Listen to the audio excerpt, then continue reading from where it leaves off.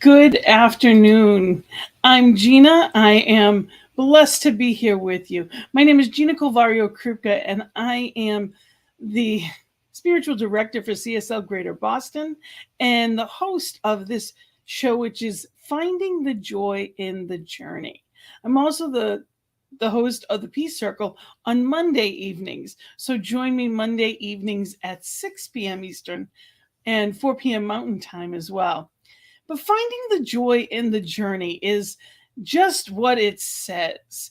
We are figuring out, what are we looking for? How am I living my life? Am I doing it in a way that is giving me that maximizing joy, that fun? Am I having fun along the way? Or is it just the to-do list and the tasks and all that goes with it? Far too often we are caught up in the moment. We are caught up in the what's going on in the outer world and the to-dos, and time just flies by. Especially as we get older and we have more responsibilities, we can easily, as a parent or even as a grandparent, there's so much that vies for our attention. And often we get caught up in the doing more than the being. So here we come together every week, and the topic is finding joy in your life. And all of the guests that we bring on are different people that are teaching us how to find more fun, to be present now, and live the life that we choose to live in a joyous way. So today is no different. I have a wonderful guest today that I am excited to bring on. Today's guest is a friend of mine and someone that I honor the wisdom. Absolutely. She is a body relationship expert, which just the title amazes me, because isn't that what it's all about, is really having that healthy relationship with ourselves to be able to maximize who we really are. She says that the body is a sacred vessel for your best self, your soul. So today I'm going to welcome Lisa Medley, who believes we create more love, and it's about creating that love. We created more love in ourselves, therefore it's in the world. And she is an amazing gift, and she lives what she says. She's not someone that'll tell you to do one thing and do another. She absolutely lives and walks her talk, and it's a gift. She has over 20 years experience in the healing arts, including a master's in expressive therapy, certification in therapeutic massage, facilitator of conscious dance and movement, training in life and embodiment coaching, and a lifelong student in holistic healing approaches. She is energetically sensitive and views it as a superpower, allowing her to be easily empathetic, directly experiencing ease and grace. She see life in a technicolor view. She's committed to living more than a mediocre life, which I love, and is passionate about connecting others to experience their body as a beloved steward, their energy, and align their physical experience with their divine magnificence. And just truly a gift. Welcome, Lisa. It's wonderful to have you here. Thank you, Gina. How are you today? I'm in my happy place, as you said, walking my walk. This is my outdoor workspace, and your office in the summertime. Eating breakfast outside, usually more closer to the ground, closer to the earth. But here I am having a wonderful conversation with you outside. And it's funny because I know We've in the winter time, you and I have had conversations, and you're like twitching to get your feet in the. You're like, I need grass, I need sand. It's amazing, and I love that how you honor and nurture the great outdoors, and you have that relationship. But one of the things that I really appreciate is that you know what you need. That in itself is a gift. And you have a fabulous story about that. So I would love for you to share with people that don't know your story how it is that you came to, when you realized that you were depleted and that something had to change. Yeah. Thank you. Well, you referenced in my introduction, thank you. I'm energetically sensitive, which, essentially means, everybody's sensitive, it's a continuum. And for myself and people wired like me, it's like kind of, we have like more antenna. I kind of picture that, like I have like antenna all over the place. So the blessing of that is, yes, living life in Technicolor. I joke with my husband, I'm kind of a cheap date, like having like a picnic outside and with good food is just perfect for me. The challenge is that because I'm so sensitive, I can get overwhelmed and overstimulated by the world really easily. So it's like kind of like I'm a harp, if I like just a gentle breeze comes in, I'm good. But if there's like too much coming at me too fast, I get out of tune, out of whack, depleted, shut down, shut off. I've definitely had a lot of experience in my life of just living from the neck up, just like anybody else. And because of my sensitive nature, it's a superpower in that I can't tolerate being uncomfortable and out of whack and out of tune for very long, because I cannot live in my skin, And the other thing is my passion for dance and movement. That's really one of my primary forms of expression, really one of my primary spiritual practices as well. I've had really my whole life of just a way to express myself freely. I've also had times where I was shut down and shut off and was kind of going down some of the ballet world. Not that I wanted to be a professional, but that experience impacted me, as a young girl, as a teenager, where I really shut that out of my life. So I know what that feels like too. And I've always known that there's something missing. If I'm feeling like blah or, kind of dead inside or like shallow, I know that there's some other way to be. I just got to find my way back. And really, the way back for me has been via my body, which is not unusual as humans. This is true for everybody. We all can have different paths in, but just to go within, right? Just get connected. And the embodiment, the body-centered practices, and which is this theme of this month, which is so exciting for me to be a part of this conversation today, is that our body's sensations and energetic experiences and impulses, as well as our emotional experience, they're related and they're different. And that gives you also a whole other source of wisdom and guidance, which really boils down to, how am I feeling and what do I need? And does this feel good or does this not feel good? Like, it gets really, really simple. And and especially when you just tune in, and I'm sure we'll kind of expand on this a little bit, but that's where I started to just get more connected to my body and just start to trust my own instincts, really remember them, because we all have them. We just forget. We forget early on or somewhere along the way. We forget it to some degree, sometimes more than others for sure. And then we just have to remember something that our body already knows. We already have, instincts and impulses of like, this feels good, this doesn't feel good. That's part of our nature. And the last piece I just want to add in is, I started massage therapy school over 25 years ago, I think. I found it in the yellow pages. This is before the internet, or I mean, I think the internet was around, but it hadn't quite. I wasn't searching on the internet yet, so it was that long ago. And that experience, well, I mean, massage therapy is an amazing field and profession, and one of many healing modalities. And I started to learn about how the body works.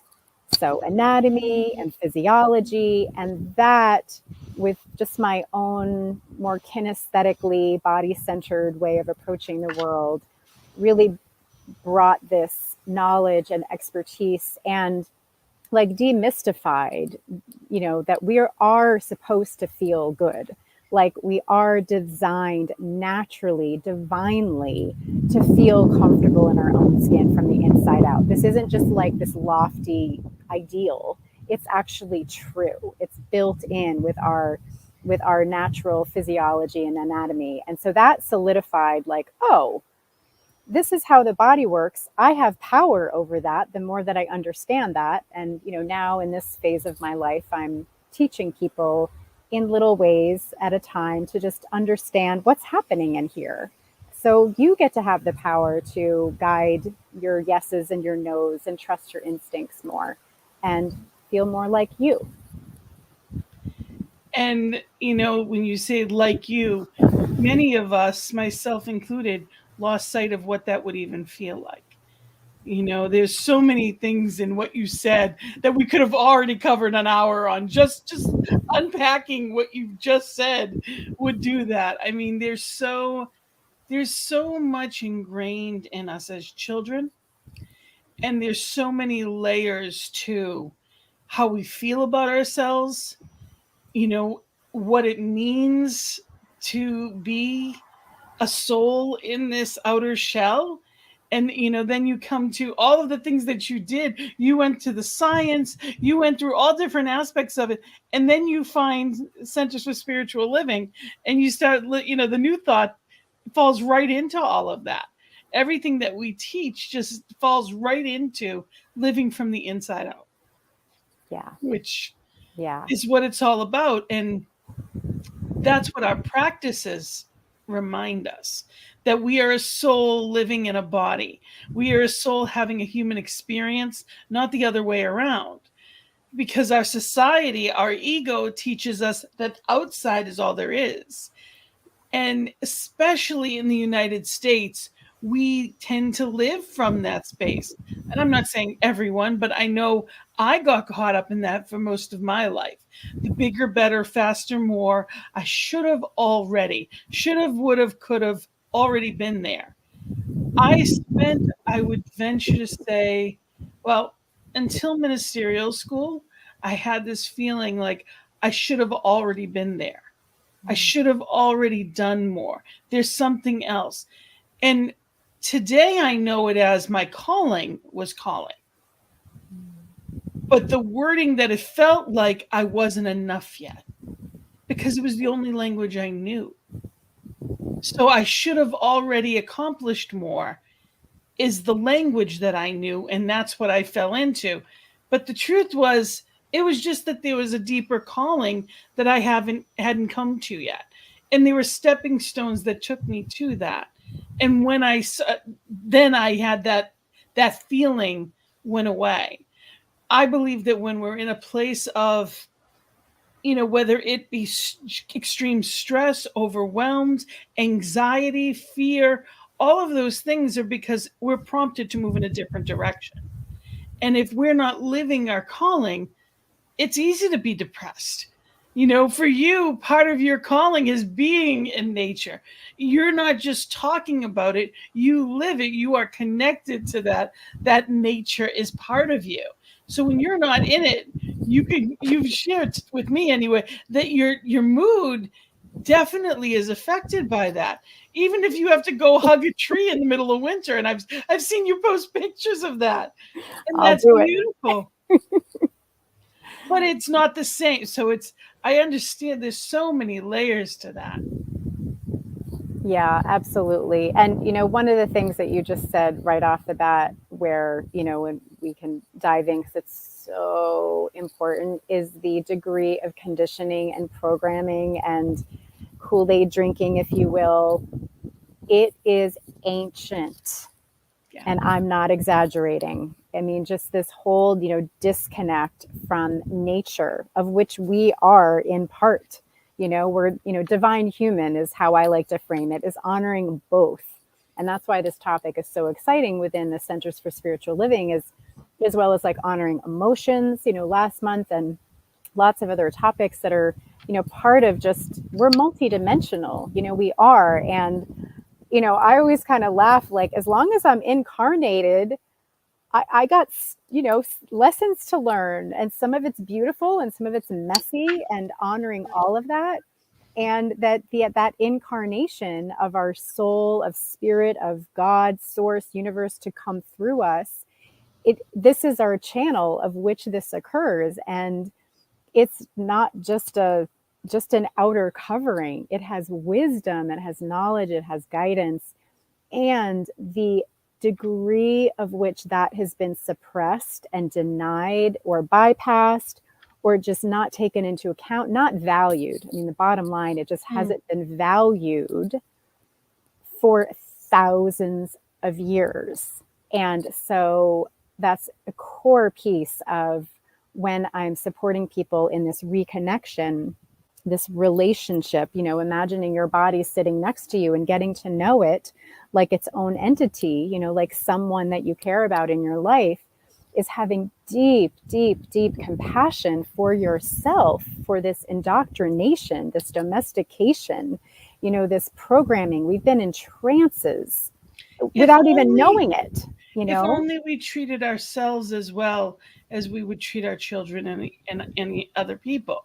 It's that type of thing too.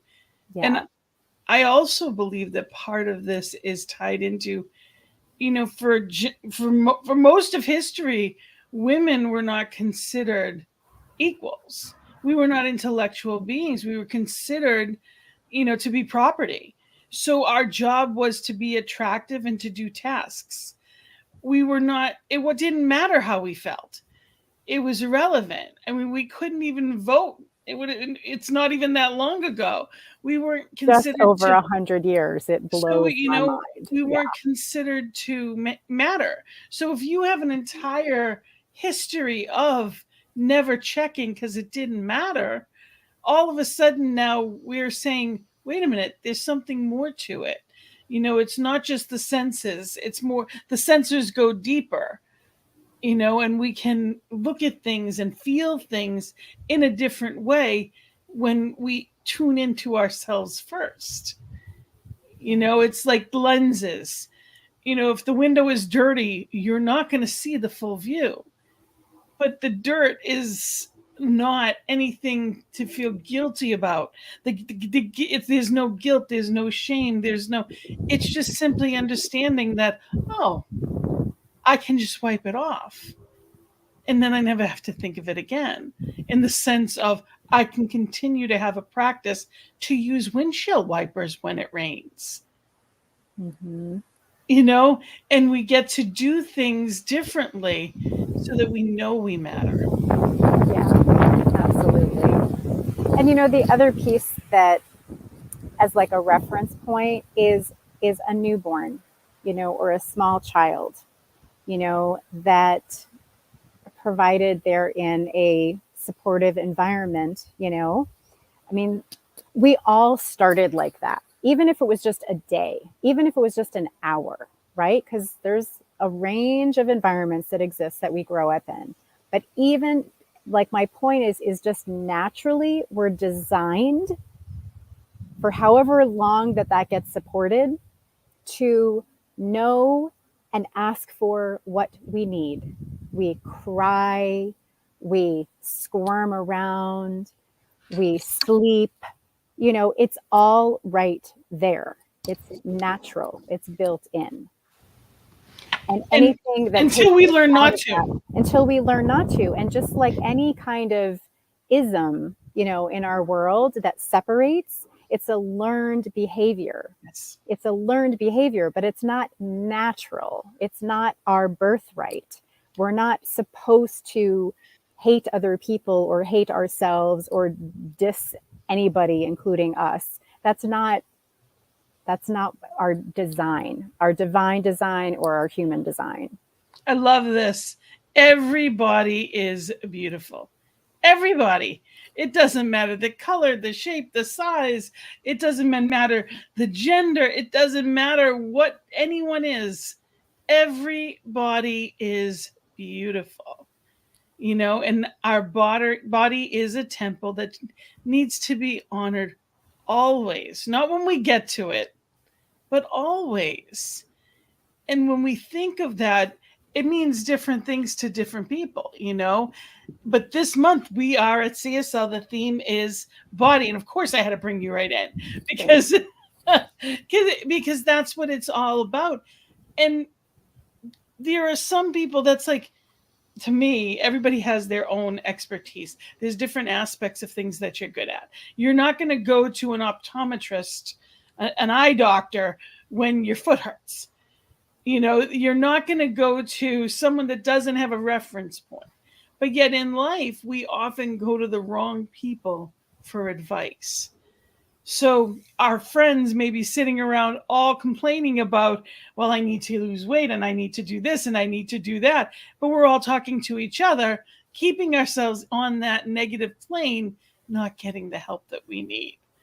To just realize we already are it.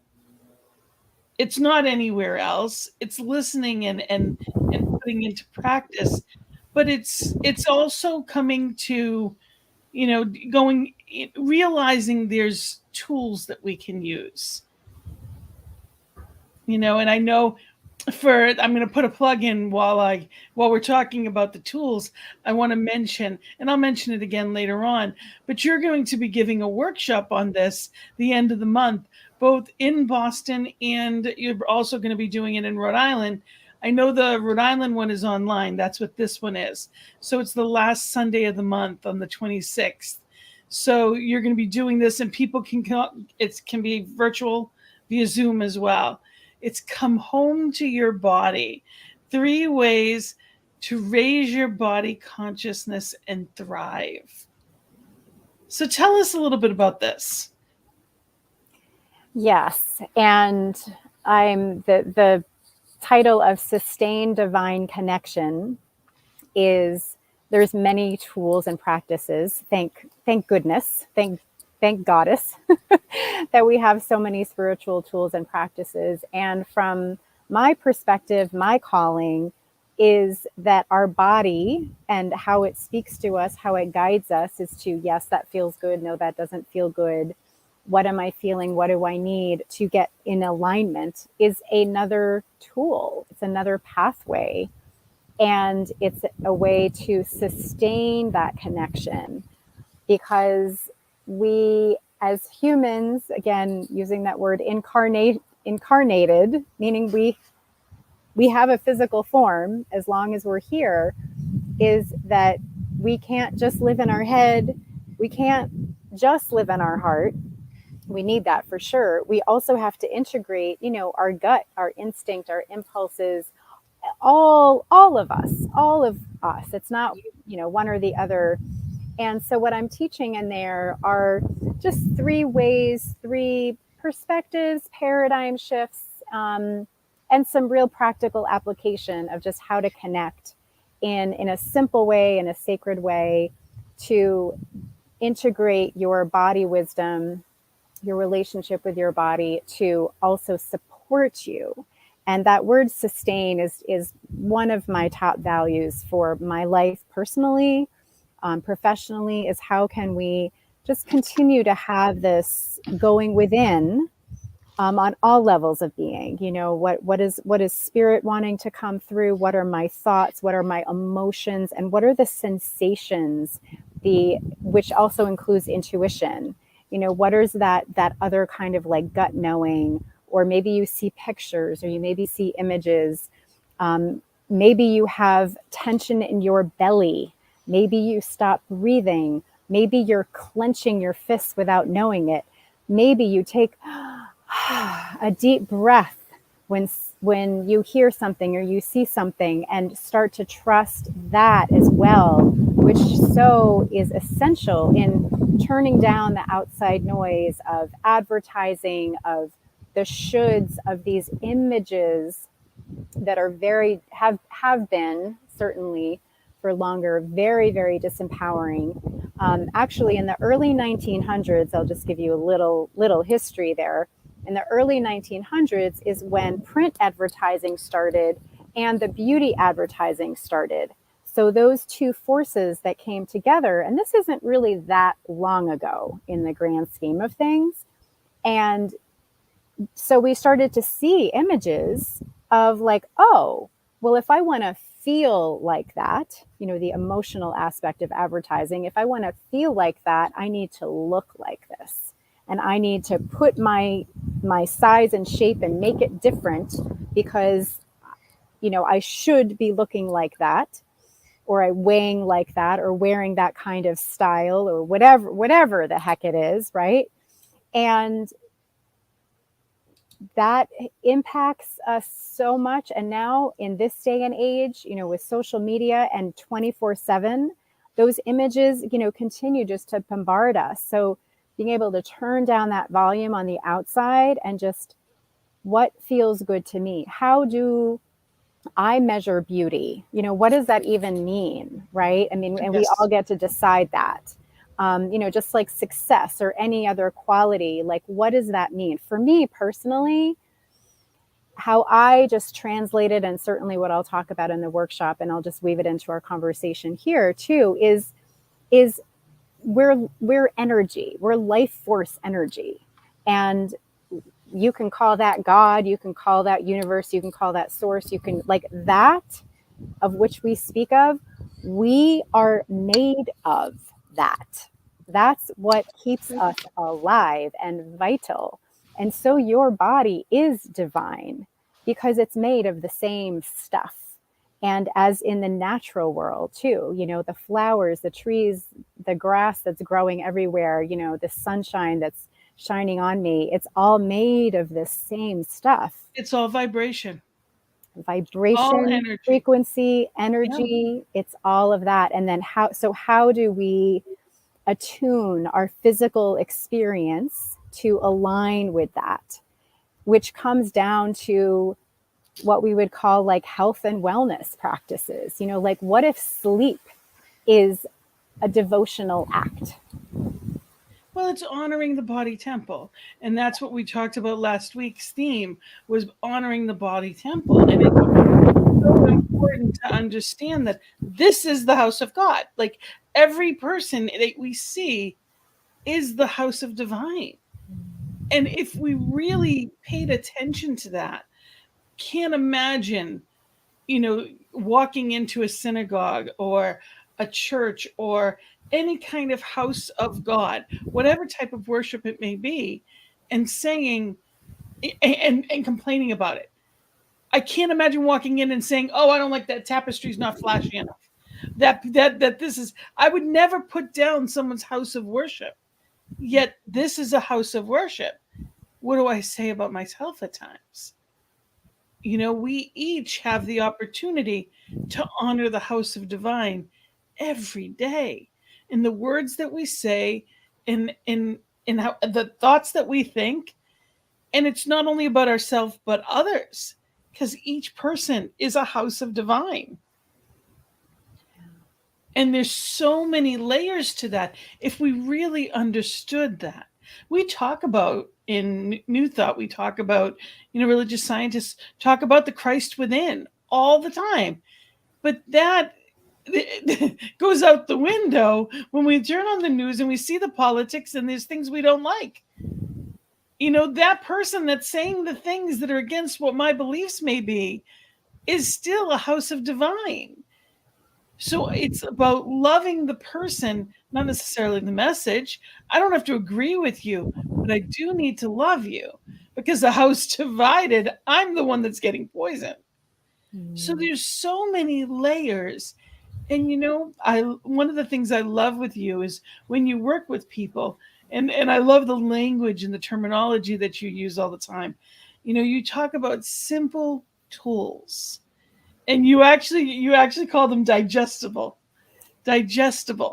And when we think about the body and the gift that it is and all that it does for us, it is about just keeping it simple. I loved this when I saw it. Eating well is a form of self-respect. When we think about food these days and the prices of everything being so ridiculous, and they are, you know, but at the same time, it costs a lot to eat either way. So we might as well be mindful and take the extra time to live better. Because when we are in tune to ourselves, we can attract whatever it is we need. Because there's no scarcity in oneness. We get so caught up in the duality of the outside versus the inside. The body is a sacred temple. Well, everything is sacred. So it's learning how to live from the sacred center first. Yeah. And our body is, this is where I kind of hone in and specialize in, and I'll certainly weave this into the workshop that's happening at your center and in Rhode Island later this month, is that we have physiology that supports that feeling centered. Meditation is a practice, certainly, to access our nervous system as one of many physiological systems that help us, again, like built in. This is where my body geekness comes in. And this is where, when I started to feel so empowered, when I started to learn about how the body's designed, how it works, it's like, oh, like this is totally doable, like this is possible. And everybody has all these systems. We just don't get educated, about how our body works, which is a whole other topic and a whole other conversation. Well, like we live in these and we don't even learn about how they work, Quantum physics was a class. You're right. We don't. We take it for granted sometimes, and then we go until it stops. Unfortunately, yeah. Eventually there's going to be a weak link, because that's what happens. Our body gives us messages, and if we're not listening, that's where dis-ease comes in. But yeah. I had taken quantum physics, and as scary as the topic sounded, it was one of the classes in ministerial school, and I'm thinking, why do I need this? But it's so it really shows and proves how there is only one. That you could actually take a yoga class or a meditation class and sit in a room with someone for an hour, and then go on a plane and travel halfway around the world or the West Coast, wherever you need to be. You travel, and your heart rate is still at the same beat as the person you meditated with. That in the course of that hour in the room together, in that sacred exercise, you attune and align that you're vibrating at the same rate. Our bodies just know how to do that. And then you go on your way, and it continues. So when we come together in community on a Sunday or whatever day it may be, in sacred connection, we're vibrating differently when we leave. That's why it feels so good to see these people, to be in a sacred space with people and have those divine connections, because we're literally changing our heart rate, which is the center of us. They're realizing that more comes from the heart than it does from the brain. They're finally getting that this isn't a machine. It literally is a receptor of the heart. So if the heart is beating differently just by taking that sacred time and being in sacred space, imagine the ripples of that. Absolutely. And there's also another brain in the gut.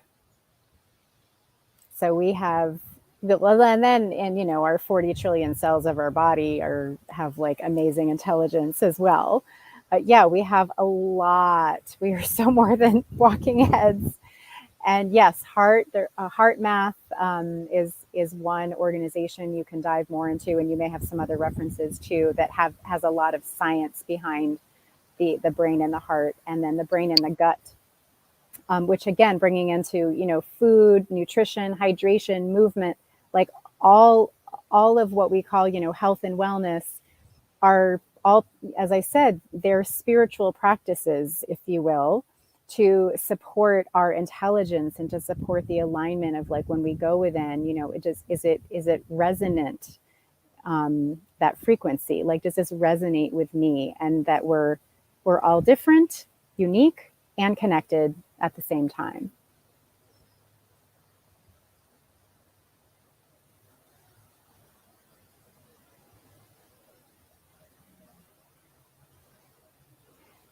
So at the moment, Gina, I can't hear you. I know you're saying something. Sorry about that. My I said, if you were to speak to someone in, in religious scientist or somebody in New Thought in general, they would definitely say there's no duality. There's not, spirit isn't somewhere else. Spirit is here. And do we live that way? Because it was ingrained in me as a child, really self-care was one of those things that, it was selfish. When you took the time for you, it was about being selfless and putting other people first, but it was often done as a martyr, at which point you just lose it's not a point system. You don't get extra credit for not taking care of yourself. As a matter of fact, there's less of you able to do it in the long run, and you're doing a poorer job of it when there's resentment and frustration along the way. So if I have nothing to give, I'm hurting both of us. Yeah, absolutely. So it's our job as parents and grandparents and aunts and uncles, we get the opportunity to help each other live differently. Yeah, absolutely. And yeah, I definitely want to just speak to a bit about the oneness, the connectedness, for sure.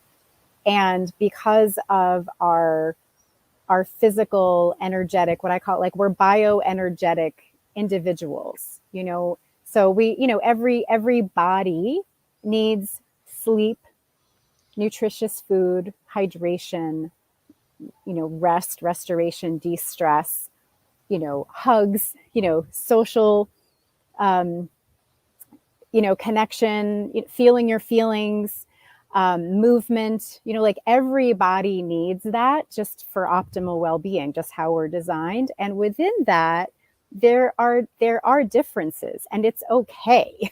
It's okay. And it comes back to, what do I need? What do you need?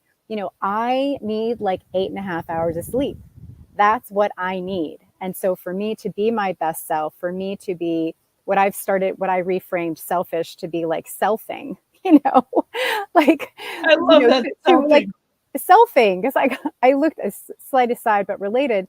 I looked in the dictionary one day of, like, what ish means, like, what is this selfish thing? Because it has a very strong weight about it, this word, right?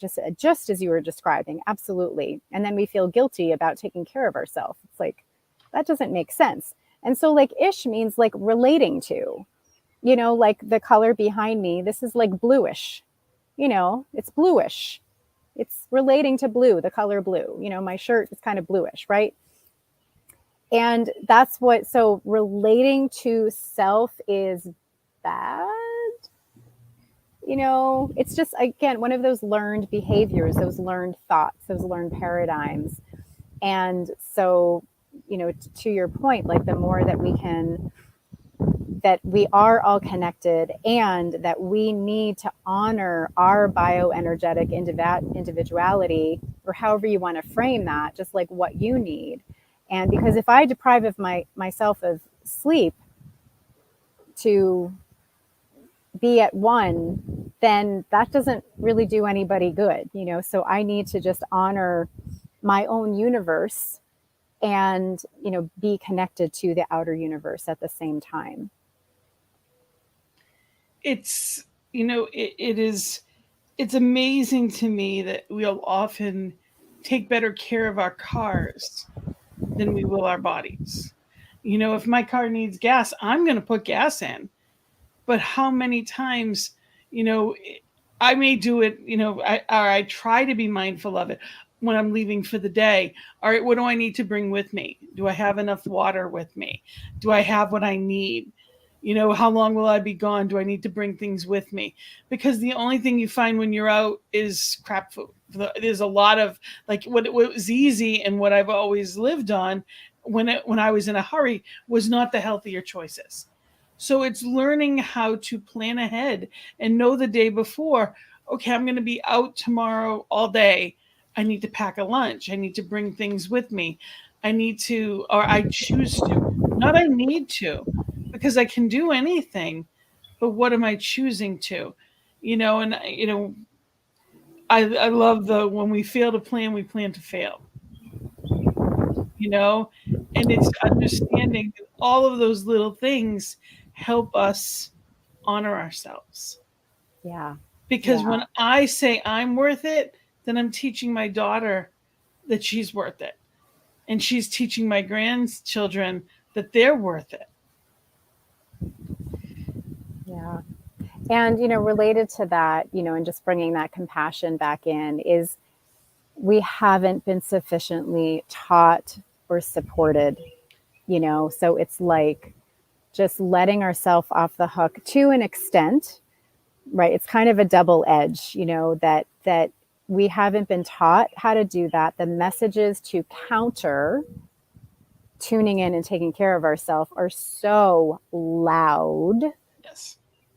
that it's it's like you got to cut yourself some slack if you don't know. I was just talking with one of my clients the other day. She's like, I just don't know this. I'm like, I know, and it's okay. I mean, it's not okay, and don't beat yourself up about it that you don't know. I mean, just like things in my life that I'm learning, I didn't know that. I didn't know how to do that because I wasn't taught, right? That's true for everybody.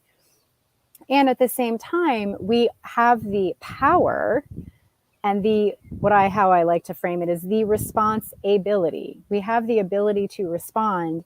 And this is, where I was, talking with this client, like with fierce love, only you can do it. Only you can make that choice, because you can, to take those few extra minutes and pack yourself a lunch, and that's going to be optimal for you, that's going to fuel you, rather than just going doing something on the go. And I was just, as you were talking about that, we have a coffee place down at the end of the road, and there are often a line of cars in the morning. And just getting real practical and concrete, because I like to keep it as simple as possible and just make this real. Like the amount of time, like let's just say car number 6 in that line, how long are they waiting in line to get whatever they're driving through, where they could use that same amount of time to prepare something at home, or just take those bag of almonds and put it in a little snack bag. And I'm not saying almonds for breakfast, I'm not saying that, but just some kind of preparation thing, or protein snacks for your day, or whatever that is. Yep. And it's not always that simple, and no judgment for drive-through coffee places or any other places. I was going to say I did it this morning. Yeah, and it was 9 minutes. So I'm going to let you know it was 9 minutes. So. right. So no judgment about that. And when we get caught up in oh, it's going to take so much time, or it's so expensive to eat healthy, it's not necessarily. It's Some of it is just that we don't know. It's learning. Yeah, and that's going to take more time and energy to learn new skill. Yeah, sorry, I talked over you. Yeah. No, that's fine. Growing up, my mother's idea of vegetables was canned corn. That was it. Or occasionally canned green beans. She wouldn't eat them, but occasionally she knew to serve them. That was what we had for vegetables, because she didn't like vegetables. So she didn't make them. So you cannot know what you weren't shown or taught. That's right. But then it's saying, okay, well, now what? So what do I do with this? And when you've been used to eating junk, the fresh vegetables don't taste as good. But when you stop eating the junk, the fresh vegetables taste that good. Our taste buds actually come back to life, and they honor us as we honor it. And it really is about just looking at life from a different cleaning the windshield, cleaning the windshield. Mm. And taking the time to speak to someone like you that's going to give us that opportunity without judgment. And that's the most important thing I want people to know as well, is that when people work with you, and again, you can see that you have I know you have it on you have your name with that on there, but on at your website you have all your contact information. Yeah. And I also encourage people to go to your website for your newsletter. You are on, I know you're on Facebook, Instagram, you have a YouTube channel, LinkedIn, and you post all kinds of little self help videos that are things that everyone can do or anyone can choose. But it's a question of, do I make it a priority, or do I even know to look at it? And I just want to say we are live. If anyone has questions, you're welcome to just put them in the comment section, because we are live, and we'd love to hear from you. Yeah, absolutely. And the making choices, a lot of what I have just discovered in my own work, my own journey, of course, of, being a walking head and being shut down and suppressed, and, my own experience of that, and then finding my way back, is really looking at the paradigms, our beliefs, right? So we've been taught to believe, not to tune in, not to listen. We're just walking heads, we just drag our body around. That's what we've been taught. That's the paradigm, that's the belief system. And so part of that compassion is just learning otherwise, learning, partly why I love nature so much. Well, because it feels good to be in it. Because I feel, it's like a energy cleaning sweep, just being an energy. There's forest bathing. It's real. It's real. It helps to resonate, with that alignment, and that it's part of the, choosing new patterns and behaviors, and also reframing the paradigm and just understanding, the how and why of it. So when I work with people, I really start, like, I take a couple of steps back to, like, let's just look at the paradigm that we've been under. Let's look at the hypnosis, this trance, this spell that we've been under, and look around you at all of these messaging and department stores and media, that it's not true. It's not real. Age And 7 and 8, they're already body image issues. oh, We were yeah. talking about that earlier, that there's already like a lot of young, not even adults, not even preteen anymore.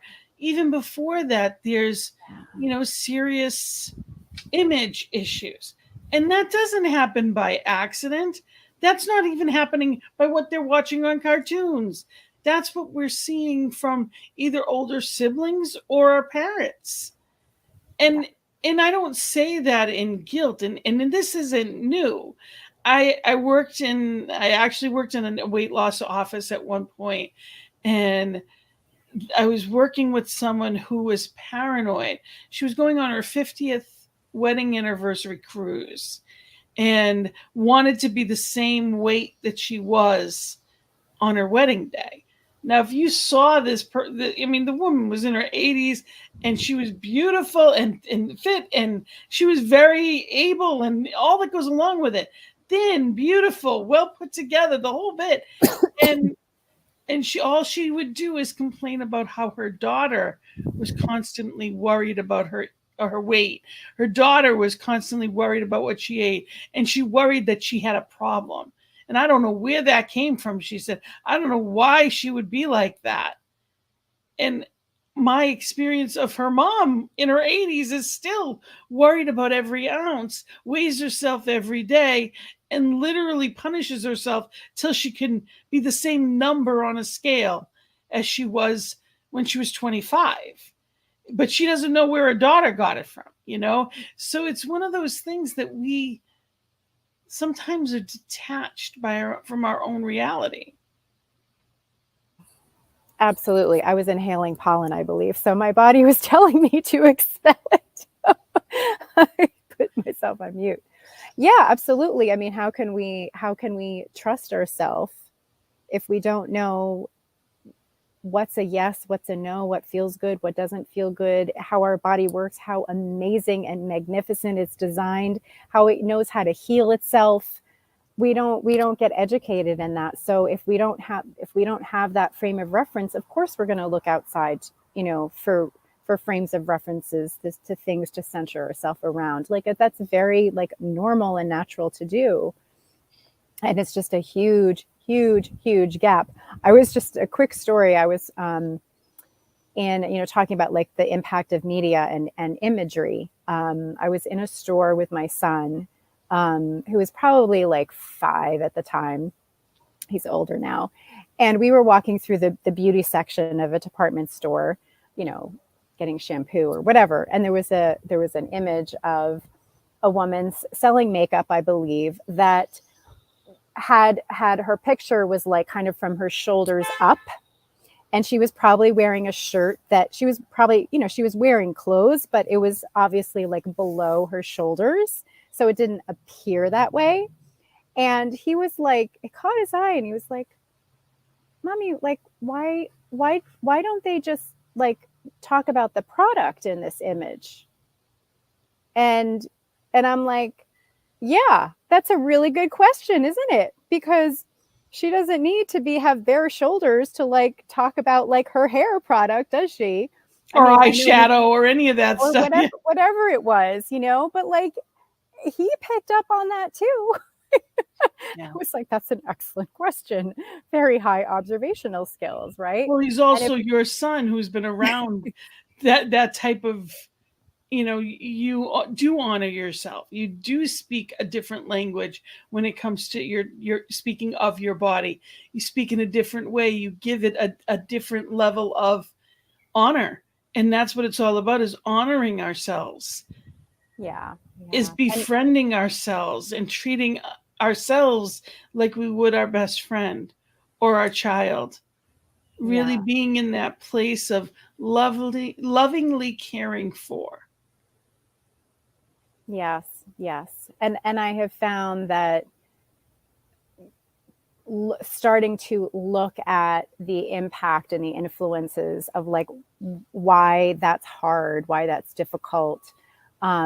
Because the good news is that when you become aware, like my son or even today after listening today, like, look at commercials, like go to a department store, just like notice the imagery around either body image, shape, size, weight, as well as like pushing through, like, that coffee place that I was mentioning, America runs on fill in the blank, like that's all part of that. Like just push through, just go, just drink this and drink that. Again, they're choices. They're not sustainable because we do need to rest. We need to recover. We need to honor whatever our uniqueness is, however we're designed.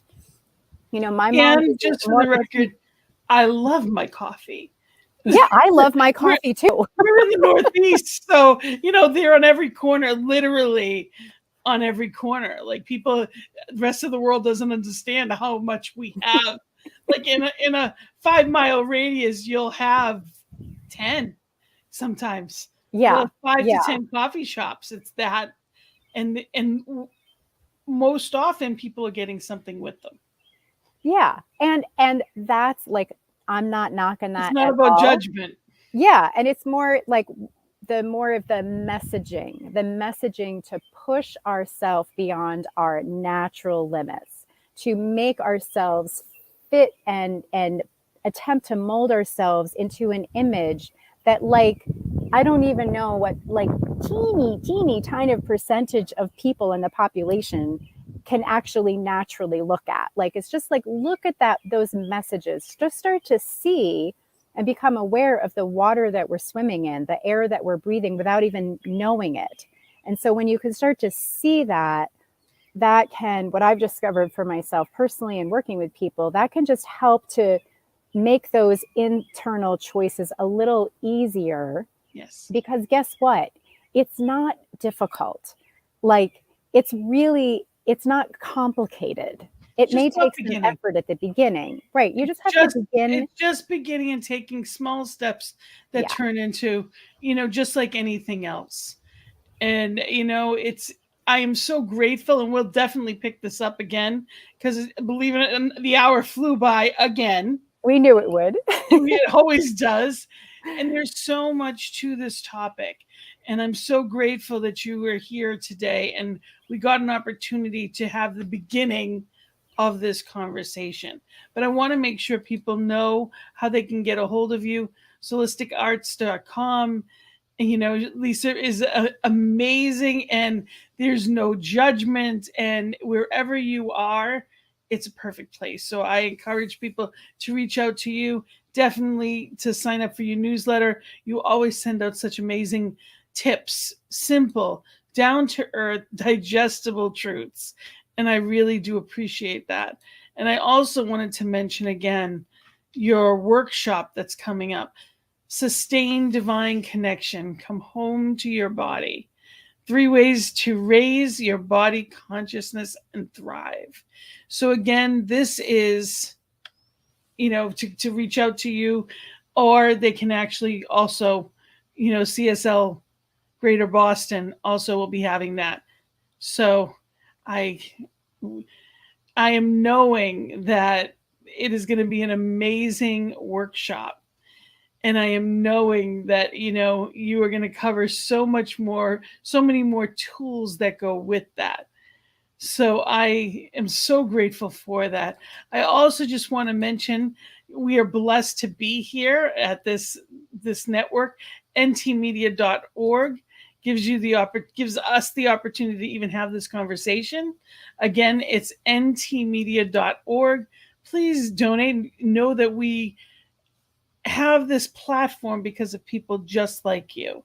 So I truly encourage you to be at this place, and if you're able, give whatever you can, whether it's a one-time donation or if it's something that you're giving out, a monthly donor.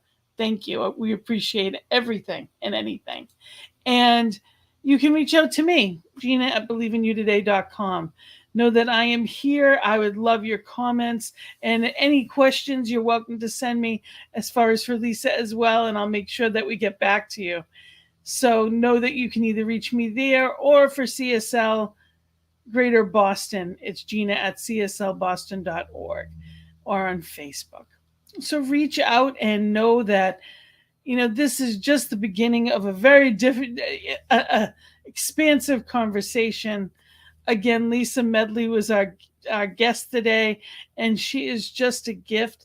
And I encourage you to go to her website and sign up, and know that, she's just got that wisdom from the ground up. So wherever you are on your body journey, know that she is here to help as a body relationship coach to get you in a better place. So thank you for being here, because it's hard to have a joyful journey when the vessel's not working. So let's tend to ourselves. Let's honor ourselves. Let's see that body temple as what it is in ourselves and for other people as well. Let us know that truth, that there is only one, and that one power, that one love is exactly where we are. So I am knowing you're living your best life. I am so grateful that you joined us here today.